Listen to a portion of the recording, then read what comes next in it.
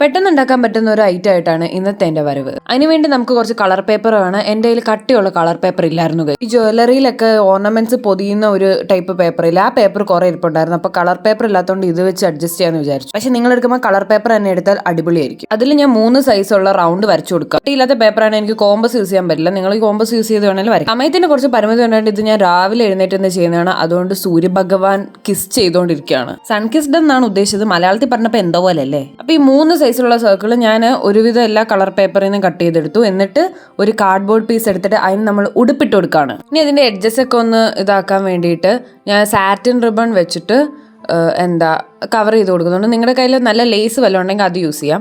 ഇനി നമ്മൾ ഈ സർക്കിൾ ഇങ്ങനെ മിക്സ് ചെയ്തിട്ട് പല സൈസിലുള്ളത് മിക്സ് ചെയ്ത് ഇങ്ങനെ മുകളിൽ വെക്കുകയാണ്. ഇതുപോലെ ആ കളർ കോമ്പിനേഷനും കൂടെ നോക്കിയിട്ട് വെക്കാൻ നല്ലതായിരിക്കും. എൻ്റെ നോക്കേണ്ട കാര്യമില്ല, കളർ കോമ്പിനേഷൻ്റെ കാര്യത്തിൽ ഞാൻ വളരെ വീക്കാണ്. ഒട്ടിച്ചെടുത്തിട്ടുണ്ട്.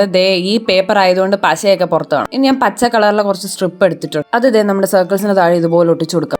കണ്ടിട്ട് എന്ത് തോന്നുന്നു? ഇത് ഈസി ആയിട്ട് ഉണ്ടാക്കാൻ പറ്റുന്ന ഒരു വോൾ ഡെക്കർ അല്ലേ? പരിമിതി കൊണ്ടാണ് കേട്ടോ. അപ്പോൾ ഇഷ്ടമായി ലൈക്ക് ചെയ്യുക, ട്രൈ ചെയ്ത് നോക്കിയാൽ ബൈ.